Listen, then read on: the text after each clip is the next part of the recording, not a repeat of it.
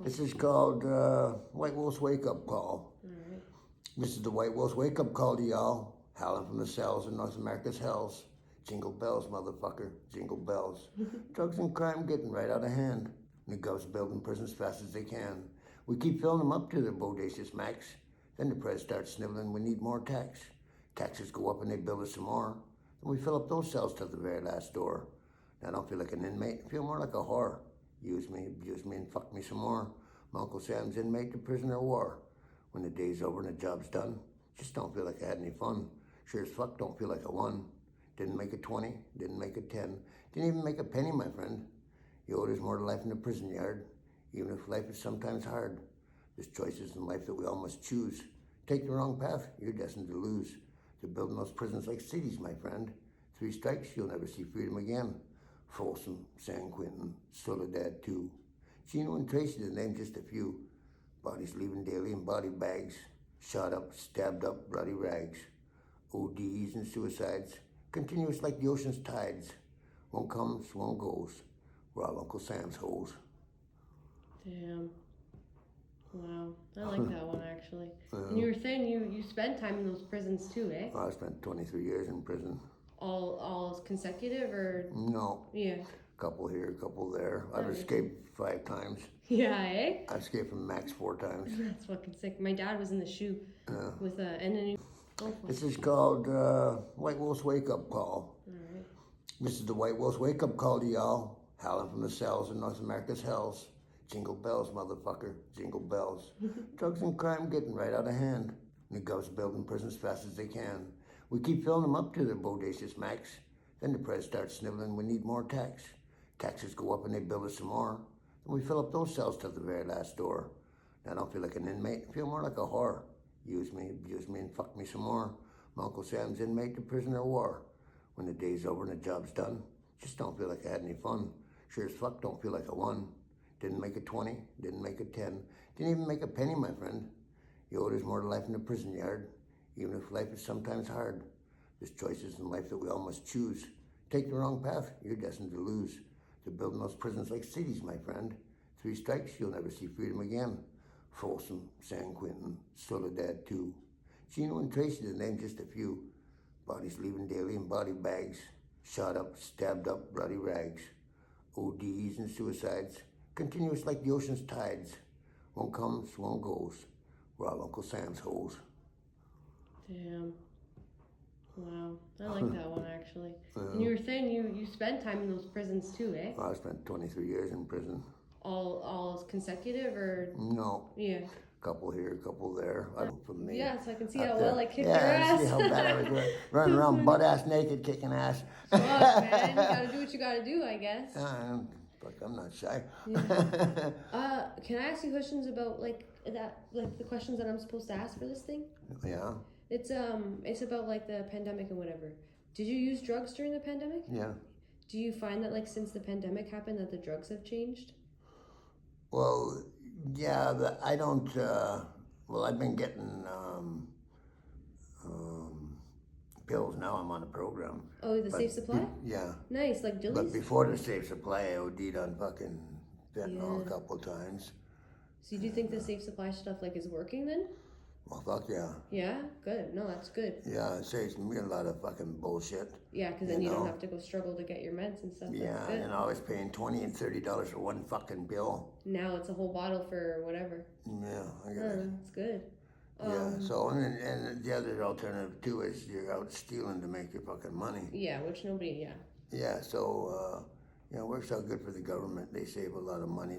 They finally joined in on the program because England and other countries, for a long time now, since the 70s, they were giving away free heroin. Yeah. So it saves society from having to put out lots of money in paying for all the stolen goods from all the people that have a drug habit, trying to drown out this fucked up world. Do you remember like during COVID when everything was everything here kind of different? Was it shut down and shit? Yeah, Did that exactly. impact you? Everything is shut. It's still like now you can't even go to the fucking store after 10 o'clock. Yeah. That sucks. Yeah, it did change It a used lot to of be shit. a lot more convenient, open 24 hours a day. Do you think it like there's like since the pandemic happened, is there less services for like people who are homeless or people who are using drugs, or do you think they? No, I wouldn't say it was less services. But they've been like impacted, I guess, like they've been changed a bit, or they were and now they're going back. I don't know. What kind of services are we talking about? Like even like Sandy Hill, for example, like how during the pandemic they were handing out gear out the door with those fucking, you know, do you remember with those whole get up on, and they're like trying to like the PPE and all that stuff, like that kind of, that's like one change that I'm tracking, I guess. I'm trying to show how like since the pandemic the drugs have been more toxic because of all of these like different, so my first thing is like mental health difficulties, like people have been using drugs more and by themselves because of those like stay-at-home orders and all that shit, and then the business closures and shit, people didn't have any services to go to get help, like treatment services or even like safe injection sites were like impacted, and then the drug toxicity too with the border closures, because like they couldn't smuggle drugs in during the pandemic because the borders were closed, and so people are starting to cut their own shit with like different things like benzos and whatever. Yeah, mixing fucking shit. Yeah. Yeah, I know people that are smoking crack and stuff, and like they went over to somebody's house and you get a pipe I can borrow somebody's pipe, and someone smoked fucking fentanyl in it. Bam, they're on the floor ODing. I know, it's not good. No, fuck. I mean, sharing equipment is like a rookie mistake in general. You can't be doing that. Exactly, unless you know the people you're dealing with. Like, better rule is just don't fucking bother. Yeah. Take care of yourself, for fuck's sake. Yeah. Do you think if like people were to listen to people who use drugs with like in terms of like policies and shit like that those things could have been avoided? Because like had they like talked to people who use drugs, maybe they could have like not shut down the services all the way and like still had people accessing booths during the pandemic and shit like that. Like, would you be supportive of that? Sure. Yeah. Okay. Yeah, like I mean, just because of the pandemic, the world didn't fucking stop. Yeah. You know. We still need help. Exactly. The services that are there for a reason. Yeah. And so, like, you know, how are you gonna say they're not needed now because of the pandemic? And how's the pandemic changing anything as far as leaving it open? You know, like you're exposed to whatever. You got a mask. Apparently, that's supposed to fucking protect you from everything. Yeah. But then they forget there's other things that are like making you guys unsafe, like when you're using drugs by yourself and things like that, or like even like. But one kid, I wanted to tell him because I just found out that he was using. And I wanted to tell him to make sure that he does not do that by himself. Make sure that he always gets somebody to tell somebody, hey, watch me, you know? Yeah. And I tried to hop into the conversation a couple of times, and I didn't get in there. They were all yakking and shit and drinking. And anyways, ended up leaving. And after he left, I said to the old lady, fuck, you know, I tried to get in that conversation a couple of times. I wanted to tell that youngster, not to be shooting. The fucker went home and OD'd, died. And I'm like, son of a bitch. Damn, sorry to hear that. Yeah, it bumps me out like I tried to. I know, but you know, I know it's fucking depressing, but at the same time, you got, like, I think about that with my dad too. Like, he lived in BC when he overdosed alone in his apartment. And so, we were texting like a couple days before, like 3 or 4 days before he came, and I was gonna go out there because it's Easter time. It was like around there. And I was like, yeah, like, I'll come out and see you. And I'm just imagining, like, fuck, if I went out there, he could have died right next to me. And I would have been fucking traumatized. Or, like, at least I could have been there. Maybe Narcan and whatever, you know. But that's life, man. We have no control over other people's actions, only our own. And sometimes not even that. Yeah, well, sometimes some of us do have control of it. Yeah. Other people's actions. It deserves to be there, fuck it. Yeah, I don't care. Yeah. Okay. Let me ask you 3 of my questions, and then you can read me another poem, and then I'm kicking you out of here, all right? Okay. Okay. So, you said that you were a person who uses drugs. Yeah. Give me a little bit of background about yourself, like a little bit about who you are. You can tell me your name if you want to tell me your name, maybe how you started using drugs, if you want to. Oh, I fucking started using drugs when I was about 13. Yeah? Smoking dope and drinking beers taught me how to hide my fears. Acid worked the mind I had. That's another poem. Anyways, you can yeah. read me that if you want to say it. uh, But say what you're gonna say. My bad. yeah. So anyways, I started doing drugs rather young in life, but I had a lot of bad shit happen to me, and so I was trying to drown out reality for a long time. Yeah. And I overdosed on pills when I was 16, 17. I was in a coma for a little while. And I quit doing heavy drugs when I was about 17, and just mostly smoking weed and not even drinking much either. Oh yeah.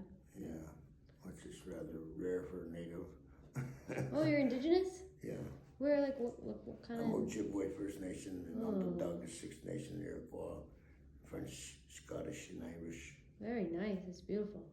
Thank you for sharing. So, so at any rate, I never really drank till I was like in my 30s. Yeah. And I started drinking a little bit and partying and shit, but like most of my younger life, I never drank. I was a kickboxer. Me too. I fought in the States. Cool. Oh, yeah. Yeah, I did kickboxing for a bit too. My dad did too. My last fight I went to was a tough man contest in Polar Stadium. Oh, that's fucking cool. In Michigan. Like the pole, like the. What do you mean, tugman contest? Tough man contest. Oh, tough man. I thought you said tugman, like where you pull on the ropes. Yeah, no, tough man. That's cool. How was your experience using drugs during the pandemic? Do you think that kind of changed your experience of using drugs?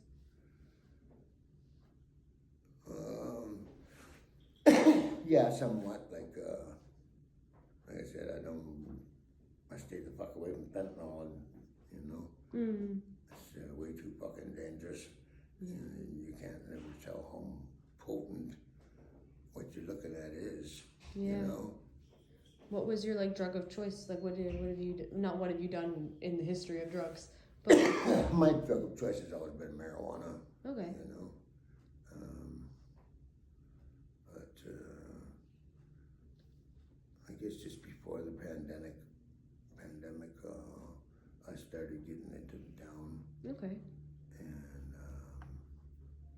And I'd used it in the past, but not on a regular basis. Like me, party like an animal for a week or three and move on. Yeah. So I just started doing more and more and more. And then, like I said, I'd done fentanyl a few times, and I OD'd more times than not. Yeah.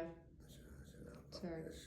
And were these ODs during the pandemic? During at my house. Yeah. Yeah, usually at my place. I'm not really into doing drugs out on the streets. Yeah, and it's good that you have a place though. Yeah. To do them. Do you think you were overdosing more during the pandemic? Do you find, if you remember, like from 2019 to 2022 is when I would count. Well, yeah, I would say, because I never was overdosing before. I wasn't using fentanyl before either. Okay, no, that makes sense. But, what are my other questions? What factors do you think have increased these overdose deaths during the pandemic? Like, what do you think about, what about the pandemic do you think has made the drugs more dangerous kind of thing? Well, they were more available. Okay. To get fentanyl. Yeah. And